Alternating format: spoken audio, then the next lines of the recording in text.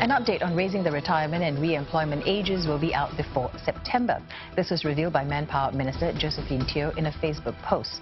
In March, a tripartite work group looking into the concerns of older workers reached consensus on making the change. Mrs. Teo says, since then, there's been a meeting of minds on how far and how fast to raise both ages. The discussions have included details of implementation, such as support for employers. A construction company has been fined $44,000 for damaging a water main along the Pan Island Expressway and carrying out excavation work without approval. The tip of an excavator bucket hit the water main and punctured it.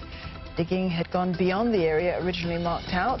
PUP says that the damage caused by Megastone Holdings led to the loss of 1.8 million litres of water, about 3/4 the volume of an Olympic pool. It also disrupted water supply to SAT's in-flight catering.